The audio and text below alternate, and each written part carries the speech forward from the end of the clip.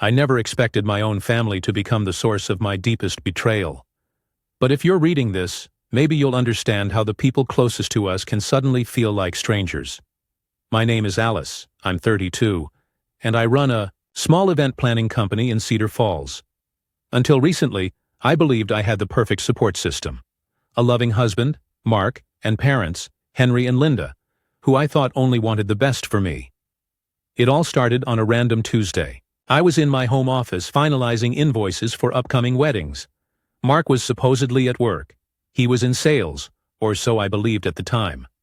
My phone buzzed with a notification from a group chat I didn't recognize. Family Zone. I frowned, trying to recall if I'd been added to some new family thread. My parents were not exactly tech-savvy, and Mark never mentioned creating any group. Curiosity got the better of me, so I opened it. Immediately, I saw the participants, my parents and Mark. The chat went back several months, and as I scrolled, I realized it was filled with conversations about how to guilt-trip me into paying rent on my parents' house again. My father had even suggested they fake a medical emergency, believing I'd jump at the chance to help. My stomach twisted in knots. What was I reading? At first, I prayed it was just a bizarre misunderstanding, but the more I read, the worse it got. My dad joked about needing a new car, and Mark responded with, "Alice is always good for it if you spin the story right." They were openly mocking me. The real punch in the gut came when my mom wrote, "We raised her to feel indebted. She'll keep paying if we lay on the guilt." That line cut through me like a knife. I felt equal, parts rage and heartbreak. I'd paid their bills for years because they claimed they were unemployed and struggling. I even helped them move into a nicer place so they wouldn't stress about rent. The official deed was in my name, but they lived there as though it were theirs. I covered their utilities, groceries, everything. I believed I was a dutiful daughter, stepping in where they fell short. My hands shook so hard I almost dropped the phone. I wanted to barge into my parents' house right then and there, demanding an explanation. But I also knew that if they could lie so casually about their finances, who knew how far this went? Instead of confronting them, I started taking screenshots of every message in the chat. I saved them to my phone, then backed them up to my laptop. They had no idea I'd stumbled upon their private conversations, and I wanted to keep it that way for now.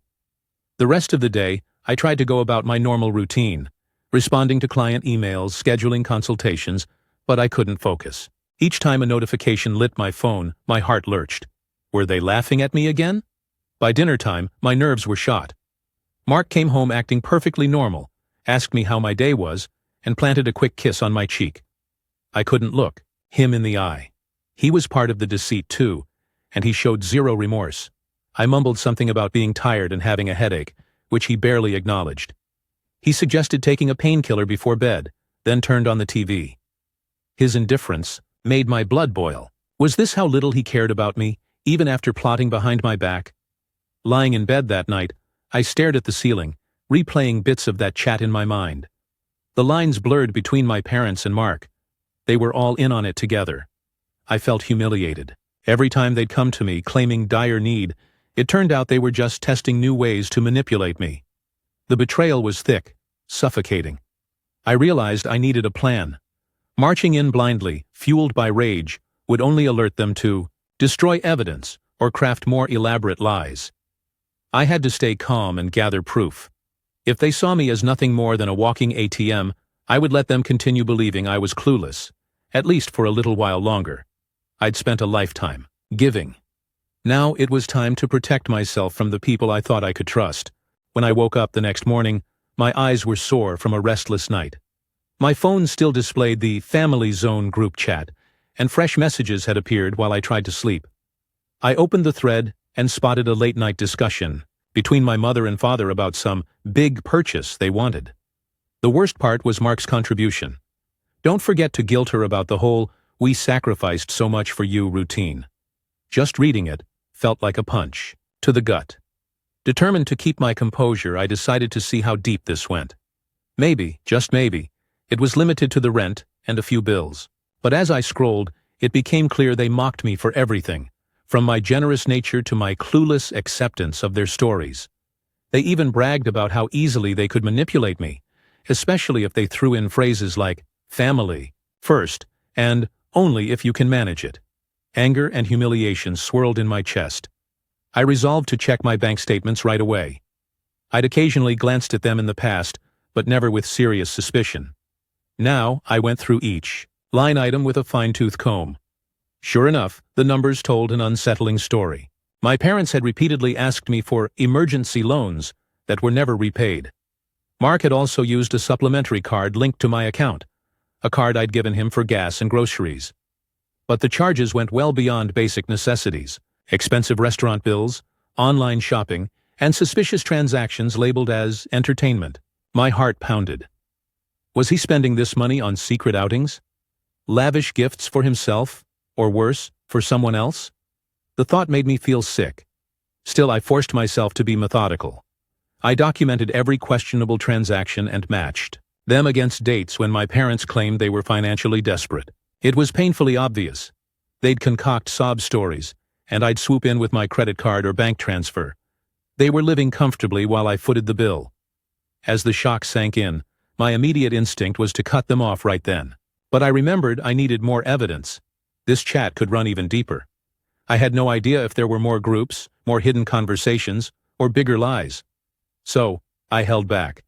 I told myself I had to be strategic, no matter how much it hurt. Meanwhile, I had a consultation scheduled that day at a local cafe. Normally, I relished discussing creative event ideas with potential clients, but I was too distracted to enjoy it. The bride-to-be showed me photos of floral arrangements she liked, asking for my input. I tried to smile and give constructive advice, but inside, my thoughts were churning. How could my own husband and parents be so callous? After the meeting, I lingered at the cafe, scrolling through the chat again. I noticed Mark's tone was especially smug. He repeatedly reassured my parents not to worry because Alice has a heart of gold, and she never learned how to say no. My cheeks burned with shame and fury. He knew exactly how to push my buttons.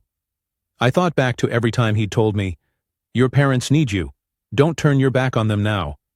I'd felt so guilty that I'd hand over the money without a second thought. That evening, Mark came home late.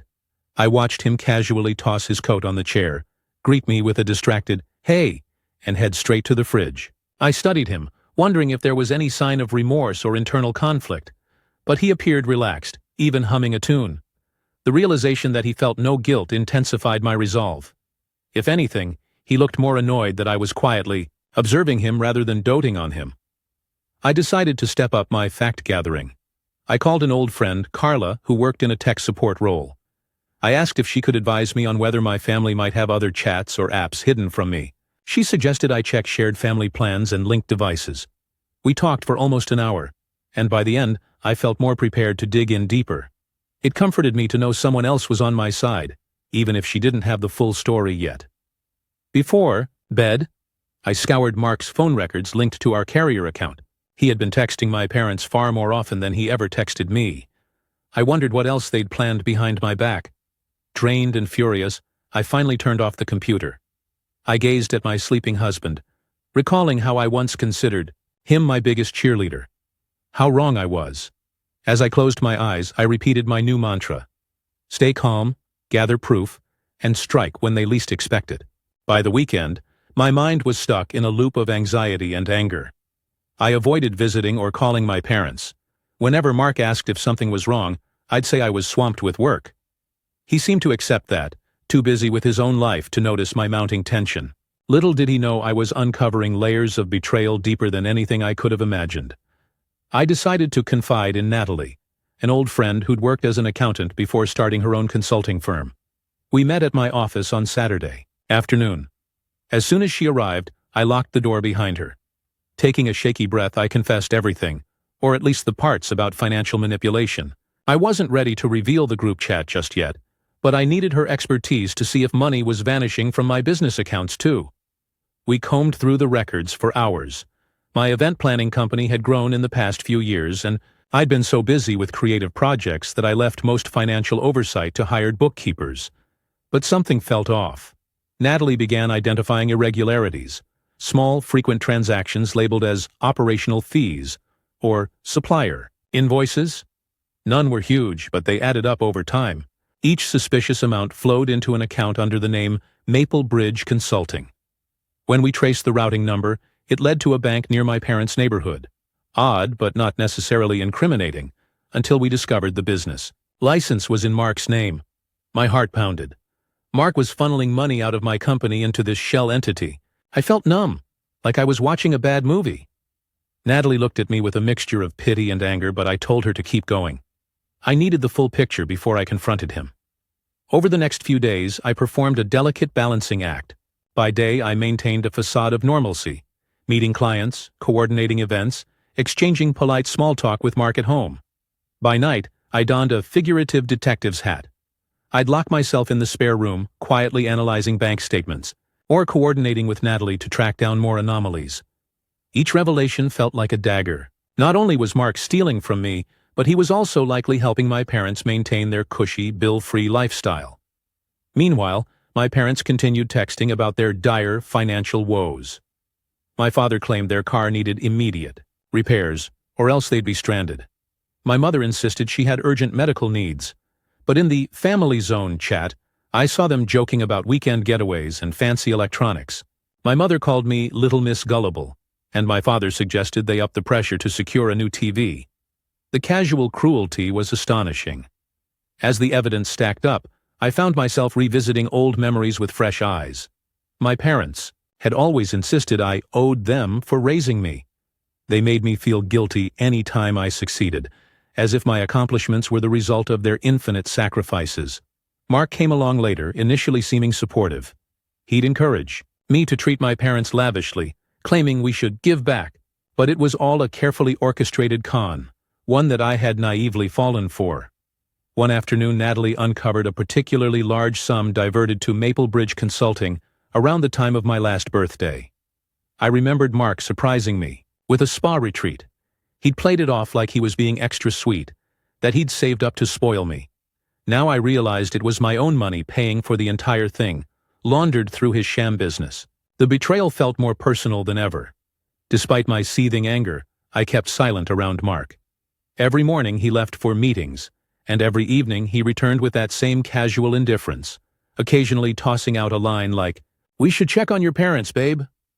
Part of me wanted to snap back, to reveal that I knew everything, but I held off. I wanted a foolproof plan, concrete evidence to confront him, and enough financial documentation to protect my company in case he tried to destroy evidence or sabotage me. Late one night, after Mark was asleep, I stared at the chat logs, rereading the worst jabs. I asked myself, how could people who claim to love me conspire like this? Yet there it was, in cold, undeniable text. The weight of betrayal pressed on my chest, but I refused to crumble. If they treated me like a naive piggy bank, then they severely underestimated what I was capable of once I wised up. My chance to learn more about Mark's dishonesty arrived sooner than expected. One Friday night I was reviewing some newly unearthed transactions when a text popped up from Mark. He said he was working late, but the message came from a number I didn't recognize. My gut clenched with suspicion. Acting on a hunch, I opened a GPS tracker app we'd installed for emergencies in our shared vehicle. To my shock, his location was nowhere near his downtown office. Instead, I found our car parked at a condo complex on the outskirts of Cedar Falls. My heart hammered as wild thoughts ran through my head. Was he meeting a client there? Or was it something worse? Fear and anger battled inside me. Finally, I grabbed my keys and headed out, ignoring the voice in my head that warned me this could be a terrible idea. I arrived at the complex and discreetly parked behind a row of trees. Sure enough, our black sedan sat in the guest lot.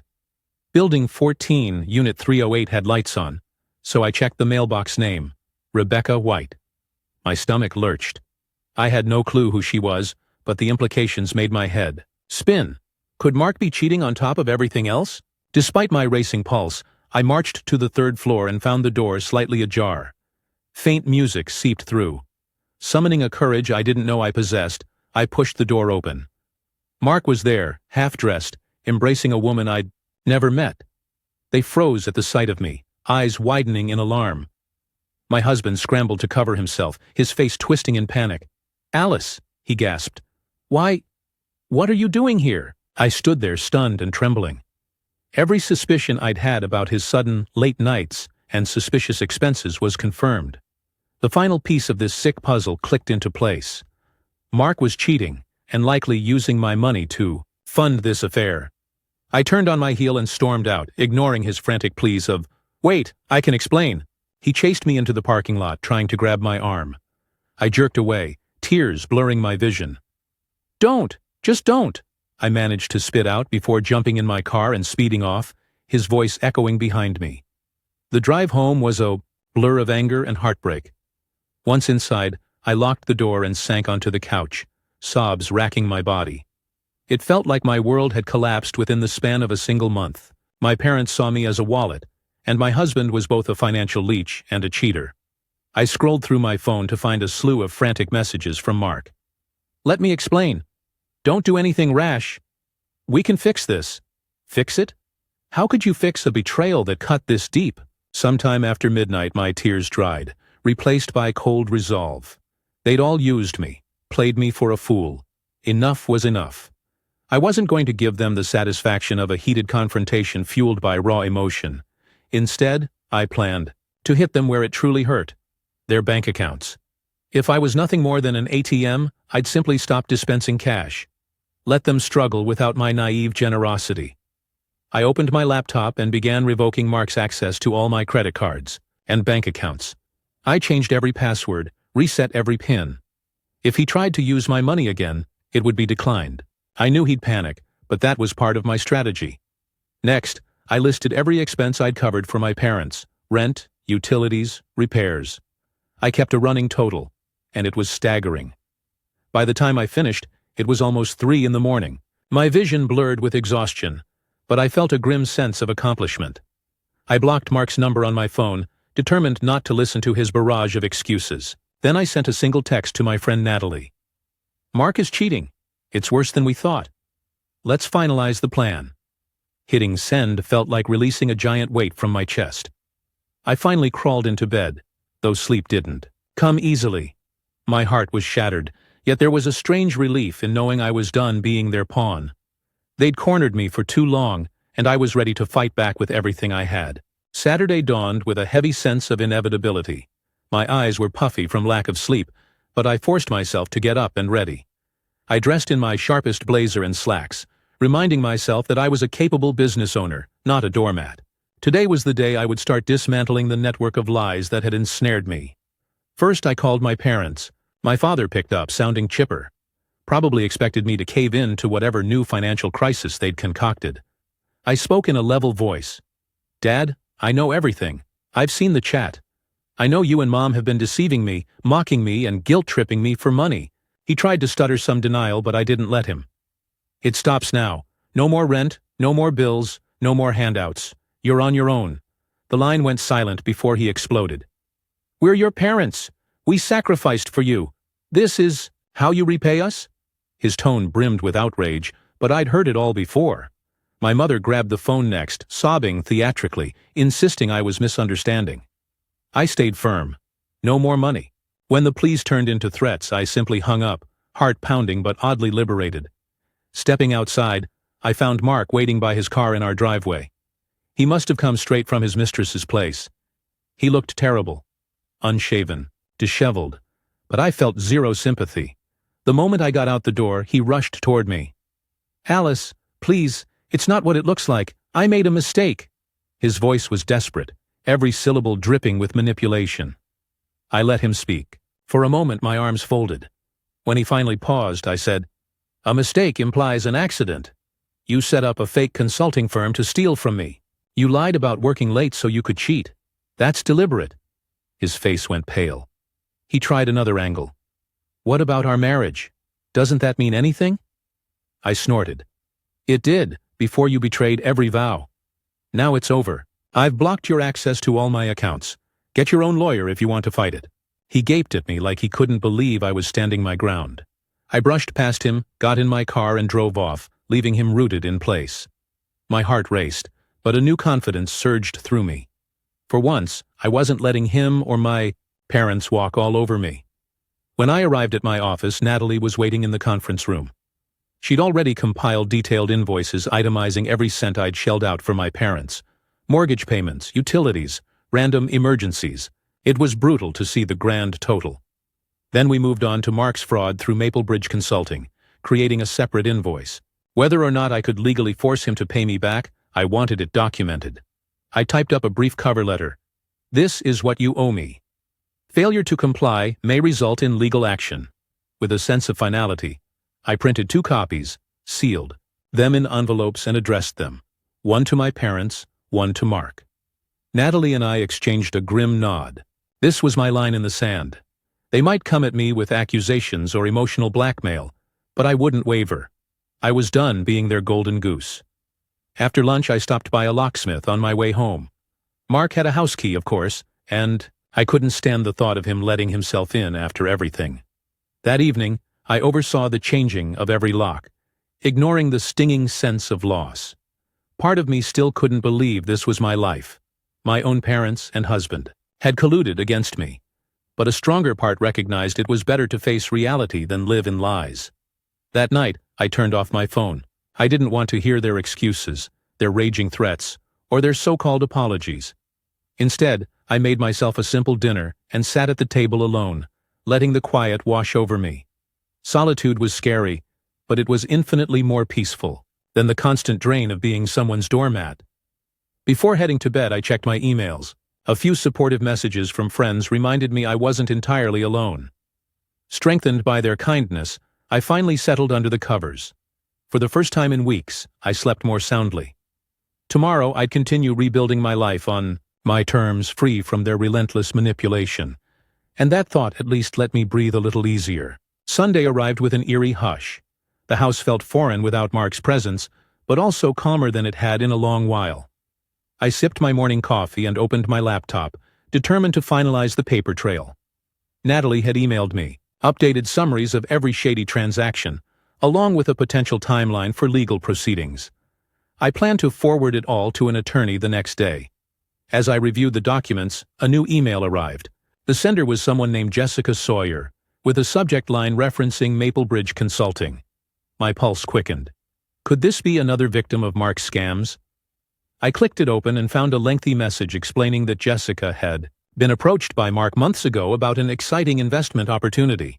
He'd used my event planning business's good reputation to gain her trust, but she'd backed out when something felt off. She'd stumbled upon negative rumors about Maplebridge Consulting and tracked my contact info through my official website. Now, she was warning me she suspected fraud. I sucked in a breath. Clearly, Mark hadn't limited his con to just siphoning my accounts. He might have been scamming total strangers, too, using my name as leverage. Jessica ended by offering to provide testimony if I ever needed it for a legal case.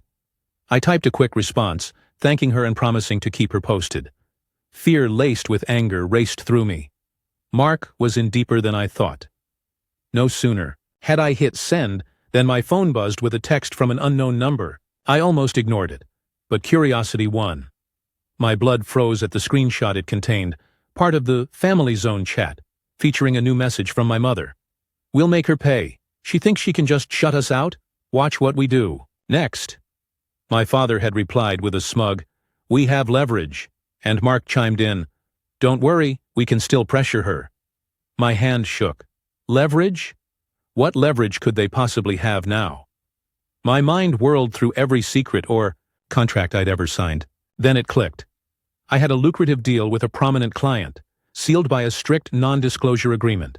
If that got leaked, I could face huge penalties and irreparable damage to my reputation. They knew about it because I'd once mentioned the NDA when I was stressed. Had they planned to blackmail me? A fresh wave of fury rose. After all I discovered, they still thought they could coerce me into paying for their lifestyle by threatening my business. Instead of cowering, I documented everything, screenshots, dates, and times. I forwarded them to the lawyer I'd been in touch with, labeling it as blackmail evidence. I might have felt scared, but anger outweighed fear. They wanted to play dirty? Fine. I'd beat them at their own game by going public with the truth, if necessary. I spent the rest of the afternoon drafting a carefully worded statement to post online. Normally, I hated airing personal issues on social media, but I realized that transparency could be my shield. If my parents and Mark planned to spread lies or reveal my client's information, I wanted my side of the story out there first. So I typed up a post outlining the basics. financial betrayal by my husband and parents, discovered group chats, and proof of ongoing blackmail attempts. I kept confidential client details out, focusing on how their manipulation had escalated to threats. The moment I hit post, notifications flooded in. Friends reached out in shock, some in solidarity, and others simply offering moral support. People I hadn't spoken to in years came forward to share their own experiences of family betrayal. It felt cathartic, like an enormous burden was lifted. I wasn't alone in this anymore. Over the next few days, my lawyer fired off cease and desist letters to my parents and to Mark. Any attempt to smear my reputation or reveal confidential details would have legal consequences. Through the grapevine, I heard that panic set in. Their grand plan to regain control crumbled the second I stopped hiding their lies. It's been about a month now. The legal wheels are turning slowly, but steadily. I've also hired extra security for my peace of mind, just in case they try something rash. Emotionally, I'm still processing the heartbreak, but each day feels lighter than the last. People ask if I regret exposing everything. Truthfully, no. They wanted to keep me trapped in secrecy and shame, but I chose to stand up for myself. If you're reading this, wondering whether you have the right to cut toxic people out of your life, listen to me, you do. Blood ties or wedding vows don't entitle anyone to mistreat you. I used to think I was obligated to keep everyone happy. Now I realize my well-being matters too. Freeing myself from their manipulation is the hardest but most liberating choice I've ever made. And I'd do it all again in a heartbeat. That's the end of today's story. Did things turn out the way you thought? Or were there some surprises along the way? Share your thoughts in the comments. I'd love to hear what you think. If you enjoyed this journey, don't forget to hit the like button. And if you haven't joined the community yet, now's the perfect time. Subscribe and turn on notifications so you're always the first to catch new stories. Thanks for watching, and I'll see you in the next adventure.